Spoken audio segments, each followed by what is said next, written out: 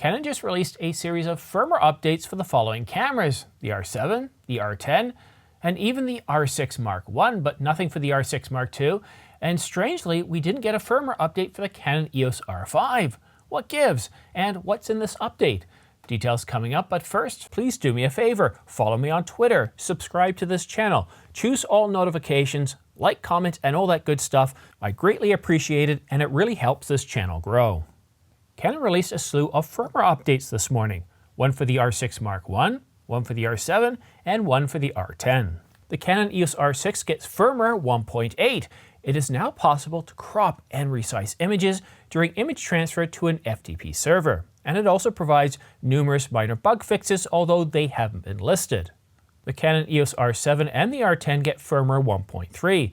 It adds support for the Speedlight EL-5, and it adds support for the RFS 55-2 10mm f5 to 7.1 image stabilized SDM, and of course it fixes various minor issues, and like the firmware 1.8 for the Canon EOS R6, those minor issues aren't listed here. It certainly seems like Canon turned over a new leaf when it released the Canon EOS R5 back in 2020, in July of 2020. I picked up the camera then, and boy, were there a lot of issues. The overheat was absolutely ridiculous, as were many other things, but Canon promised a slew of firmware updates to not only fix issues such as the overheating, but also provide various, enhancements. And here we are today with, I think we're up to firmware 1.7 with the Canon EOS R5. Overheating? That's a thing of the past. With firmware 1.6, you can now record 8K RAW at 30 frames per second without overheating continuously, with the exception of that 30-minute record limit, even in temperatures up to 96 degrees Fahrenheit. And that's tested in Texas heat by the Def Director, and here in Canada, I was able to test at 70 and 80 degrees Fahrenheit and no overheating in 8K up to 30 frames per second shooting RAW, or 8K over sample 4K, that's 4K HQ. No problems at all. Now in 4K 120, there's still overheating, but and of course we get Canon Log 3, we get 120 frames per second and 1080, a lot of enhancements and capabilities, including a big update to the autofocus system. So with that camera, we saw a lot of updates, and yes, it was a high-end camera, but what we've seen from Canon is not only did the R5 get a lot of firmware updates, but so did the R6, with not the same level of capability or enhancements provided. And now we're seeing the same thing with the R7 and the R10. So it's really good to see that starting in 2020, Canon turned over a new leaf, and they're now releasing firmware updates on a regular basis, fixing issues and providing enhancements. But the only question is, why didn't the Canon EOS R5 get firmware update 1.8? Normally when a firmware update is provided for the R6, one's provided with the Canon EOS R5 alongside it. But there are a few times where the R5 got an update and the R6 update didn't come for a few weeks later. So why is this? What could be going on? Well, Canon could be further testing the firmware update for the R5. Perhaps there was a bit of an issue and they thought, well, let's go ahead and release these 3 firmware updates.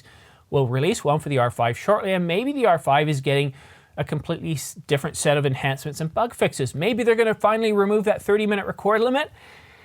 Yeah, no, don't count your breath. I don't think that's realistic at all. As we've seen with Canon, they're definitely removing that 30-minute record limit, but you have to buy a new camera. The R6 Mark II, the R3, the R7, the R10, the R6 Mark II. Well, they didn't completely remove the 30-minute record limit. It is there in some modes, but in other modes, well, it isn't, and even the R50.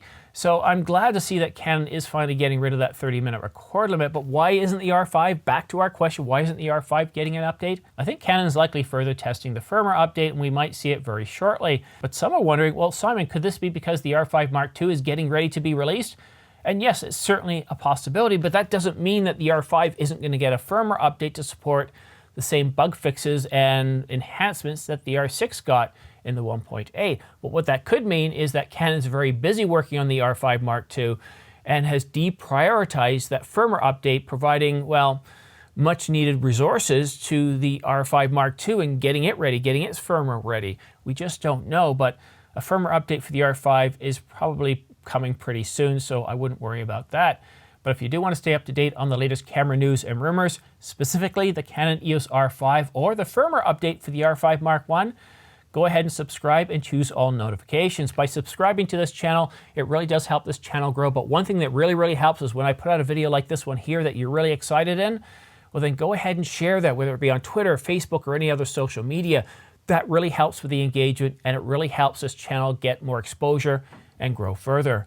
And by choosing all notifications, as soon as I publish a new video like this one here, well, you'll get notified by YouTube, but sometimes people don't get their notifications. So definitely check your spam and filters to make sure it's not being hidden there. And I appreciate every single one of you watching this video. In fact, staying to the very end, it's very much appreciated. Thank you for all your support for the years that I've been doing this channel. It's pretty exciting. I've been doing it for just over 3 years now, and I'm really excited to see what 2023 has to offer. We're getting lots of updates from Canon, from Sony, from Nikon. I just wonder about Panasonic. Are we getting a refresh of the S1, the S1R, and the S1H? Well, we'll just have to wait and see, but stay tuned. The first quarter, all the way up until June, is going to be a very interesting time of year. So get ready, subscribe, choose all notifications, follow me on Twitter for all the minor news and rumors, all those stories that they're really too small to have their own separate video, but I do tweet out on a regular basis. Sometimes I get as many as 5 tweets in a single day. But that's it for now. Thank you so much for watching. We'll see you again soon.